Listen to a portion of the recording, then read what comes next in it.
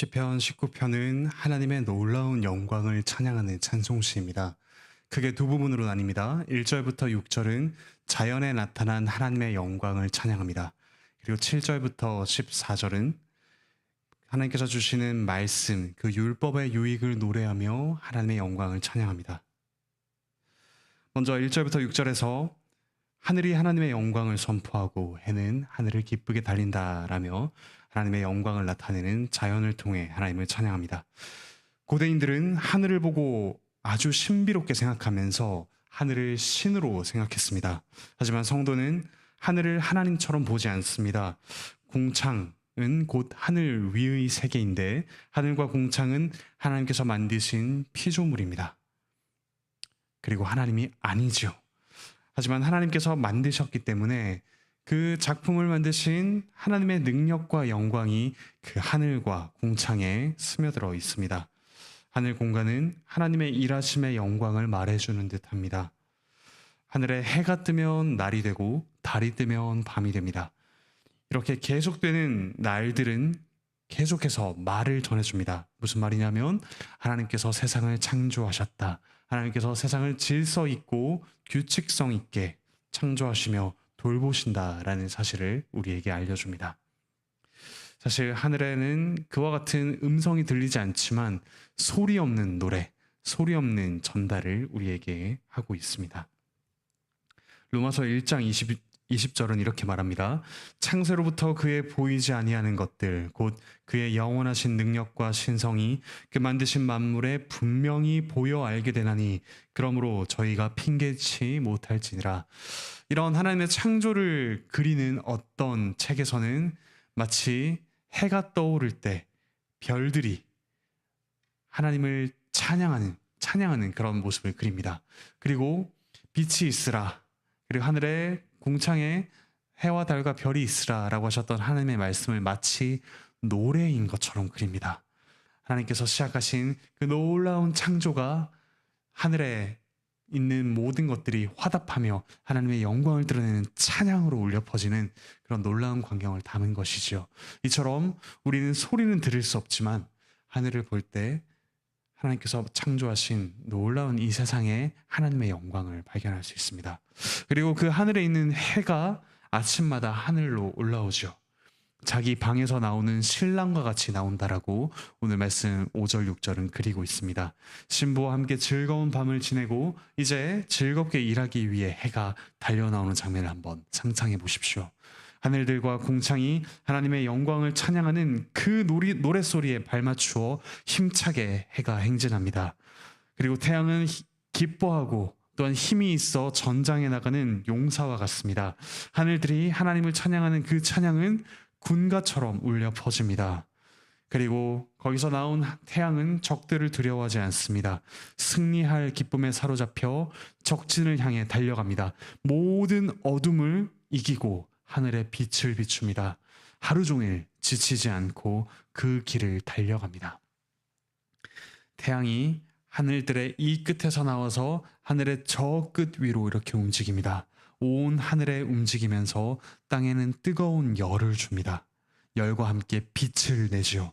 그래서 땅에 있는 어떤 것도 그 열과 빛에서 숨을 수 없습니다.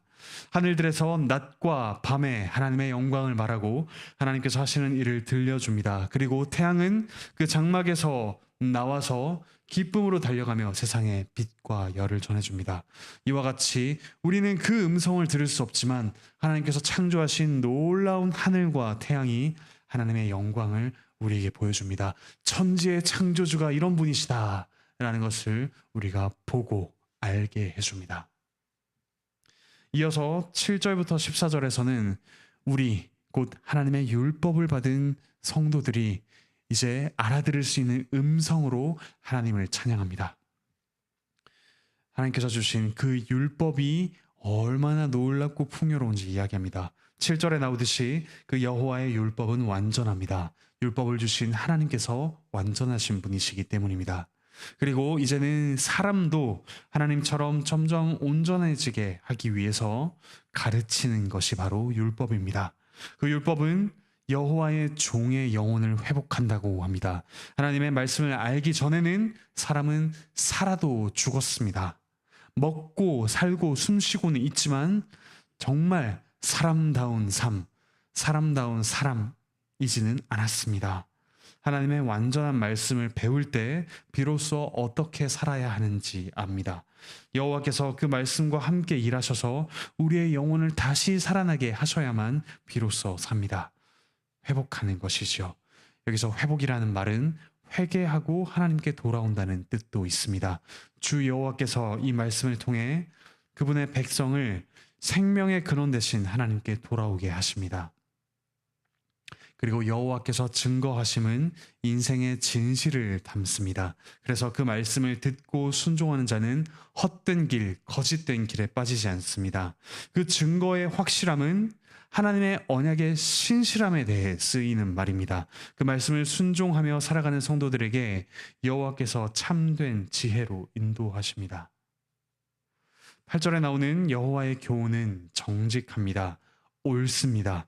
하나님께서 해야 할 일을 바로 가르쳐 주시기 때문에, 그러니까 내가 할 일을 바로 알기 때문에 우리는 기뻐할 수 있습니다. 이 교훈은 하나님의 언약의 사랑의 표현입니다. 하나님을 사랑하며 언약의 말씀을 지키는 성도에게 기쁨을 주십니다.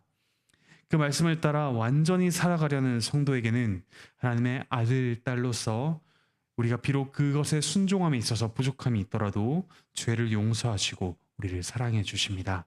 그래서 완벽하지 못해도 우리는 사명을 다하면서 기쁨을 누립니다. 이런 여호와의 말씀은 또한 동시에 계명이자 명령입니다. 그 명령에서 빛이 나옵니다. 그래서 십계명을 듣는 성도는 눈이 밝아집니다. 인생의 목표를 알지 못하면 우리의 눈이 흐려지죠. 생기가 없어집니다. 하지만 하나님의 말씀을 바로 배우면 말씀이 우리의 길을 안내하는 표지판이 됩니다. 어떻게 가야, 어느 길로 가야 할지 분명하기 때문에 말씀의 인도를 따라갑니다. 생명의 길로 걸을 수가 있습니다. 9절에 나오듯이 이러한 말씀을 잘 배운 성도는 여호와를 경외합니다. 경외하는 것이란 곧 여호와를 두려워하며 사랑하는 것, 두려움과 사랑이 합쳐지는 말입니다. 자기 생각대로 하지 않고 여호와의 말씀에 자기를 굴복시킵니다. 여호와를 사랑하며 또한 복종합니다. 이처럼 여호와를 경외하는 성도는 정결합니다. 죄로 더러워지지 않고 하나님 앞에 나아갈 수 있는 깨끗함을 가지고 있습니다. 여호와를 경외하며 정결하게 된 성도는 영원까지 서 있습니다. 영원히 하나님께서 그와 함께 하시기 때문입니다. 이러한 여호와의 말씀은 법입니다. 무엇이 확실한 것이고 무엇이 진실인지 우리에게 계속해서 알려주시며 어떻게 하고 있습니까? 우리에게 생명을 주고 우리의 눈을 밝혀주며 우리가 하나님과 함께 거하도록 우리에게 복을 줍니다. 참으로 복된 말씀이 바로 여호와의 말씀입니다. 이토록 여호와의 말씀이 좋기 때문에 10절에서 금을 많이 가지고 부자가 되는 것보다 여호와의 말씀을 배우고 순종하는 것이 더 귀하다고 합니다. 꿀이 우리 입에 달지만 여호와의 말씀이 우리의 심령에, 우리의 마음에 더 달콤한 것으로 우리가 고백합니다. 하나님의 말씀은 하나님의 사랑이 나타나 있는 언약의 말씀, 우리를 소생시키는 말씀입니다. 11절에 이 말씀을 직접 받았던 그 당시의 성도들과 마찬가지로 이와 같은 말씀으로 똑같이 찬양하는 우리 성도 역시 하나님의 종입니다. 하나님께서는 그분의 종인 우리와 친근하게 교제를 나누시며 말씀과 율법으로 경계를 받게 하십니다. 죄를 짓지 않도록 인도하십니다. 우리를 마냥 그냥 옳다고 하시는 것이 아니라 죄에서 멀어지도록 우리를 인도하십니다. 어둠과 죽음과 같은 인생을 살지 않도록 인도하시죠. 그리고 이 말씀을 지키는 자에게 상을 주십니다. 하나님께 큰 상을 받는 방법을 이 말씀이 가르쳐 줍니다. 하나님과 함께하는 것, 하나님이 기뻐하는 놀라운 상을 줍니다. 그리고 이제 이런 구약 성도보다 이제 신약까지 가진 우리가 말씀을 더욱더 풍요롭게 가지고 있습니다. 말씀을 주신 하나님께서 사람이 되셔서 이 구약이 가리키는 바로 그 사실, 죄를 용서하시고 하나님과 함께 있도록 하신 그 놀라운 은혜, 주 예수 그리스도를 통한 은혜, 성령님의 내주하심, 하나님의 아버지 되심을 우리에게 분명하게 가르쳐 주기 때문입니다. 죄 용서의 기쁨 가운데서 의롭게 살 수 있도록 우리에게 새 힘을 주십니다. 우리 이 놀라운 하나님의 은혜가 담긴 말씀을 매일매일 묵상하며 또한 순종하며 은혜를 누립시다. 12절에 나오듯이 이처럼 하나님의 말씀을 우리가 좋아하고 배울 수 있지만 모든 사람은 자기 스스로 자신의 오류를 깨닫지는 못합니다. 이 시를 지은 성도는 자신의 과거를 돌아볼 때 모르고 지은 죄들이 분명히 있었다는 사실을 알았습니다. 그리고 지금도 그런 죄들이 그 시인뿐만 아니라 우리에게도 있습니다. 내 안에 숨겨진 어떤 죄들이 있습니다. 그 숨겨진 죄, 나는 그것이 죄인지 모르고 있지만 여전히 우리 안에 있을 것입니다. 그래서 시인과 같이 우리는 이렇게 고백합니다. 여호와여, 내가 죄를 지은 줄도 알지 못하고 지은 죄, 그 죄를 우리에게서 걷어가 주십시오. 용서하여 주시옵소서. 우리의 양심을 깨끗하게 하여 주십시오. 이처럼 기도하며 죄 용서를 구할 때 우리의 양심은 더욱더 맑아져서 이제 죄에 대해 민감해집니다. 그 죄를 피할 수 있게 됩니다.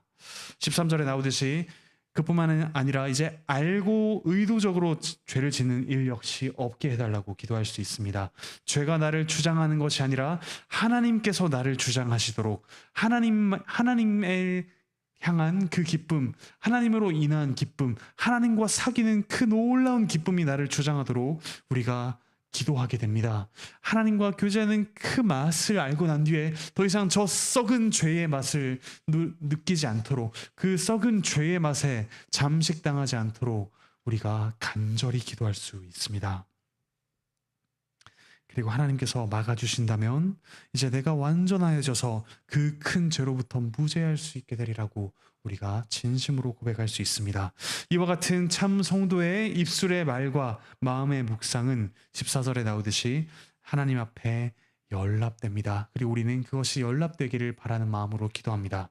여기서 연락된다는 말은 범죄를 하나님께서 기쁘시게 받으신다는 말과 같습니다. 이처럼 말씀을 지키는 자에게 주어지는 가장 큰 상은 하나님께서 우리의 찬양, 우리의 전 존재를 기쁘시게 받으시는 것입니다. 하나님께서 아담을 하나님의 형상으로 지었기 때문에 사람의 가장 큰 목적은 하나님을 찬양하며 기뻐하는 것입니다. 사람이 하나님을 기쁘게 찬양하고 하나님은 그 찬양을 기쁘시게 받으시는 이 복을 우리 모두에게 하나님께서 주시길 원하십니다. 하나님과 기쁨의 교제를 누리기 위해 하나님의 말씀에 순종합시다. 하나님의 말씀에 순종할수록 하나님께서 우리를 기쁘시게 받으신다는 그 확신과 기쁨이 우리에게 더욱더 커질 것입니다.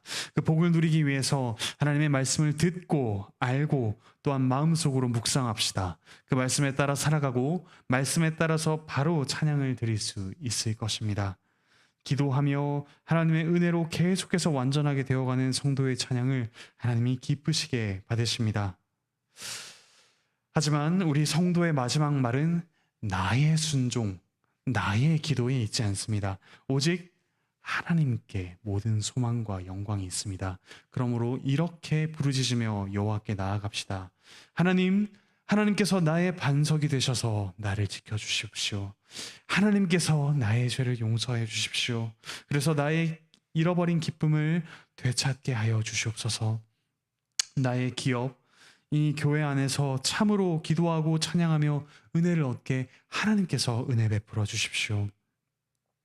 나의 가정에 다시 말씀이 넘치고 기도하며 우리 안에 시기와 질투가 없는 하나님의 기업이 될 수 있도록 저희의 가정, 저희의 교회가 되게 하여 주십시오. 저의 직장에서도 말씀대로 순종하며 기도하며 완전한 삶을 살아서 저의 직장이 회복되도록 하나님께서 은혜 베풀어 주십시오. 이 모든 저의 기업은 하나님이십니다. 나의 기업이 되셔서 나의 복을 이 땅과 또 오는 세상에 주시는 하나님을 찬양합니다. 나의 반석이 되셔서 나를 죄로부터 지키시고 다시 구원의 기쁨을 회복시켜 주시는 하나님을 찬양합니다. 이처럼 찬양하는 성도를 통해서 뜻이 하늘에서 이루어진 것 같이 땅에서도 이루어집니다. 하늘과 공창이 들리지 않는 말로 하나님의 영광을 찬송하고 땅에서는 성도가 들리는 말로 하나님을 찬양합니다. 사랑하는 형제자매 여러분, 우리는 죄로 인해서 이 온 세상이 선포하는 하나님의 영광을 알고도 때로는 목격하고도 그것을 참으로 고백하지 않습니다. 하나님은 알기를 거부합니다.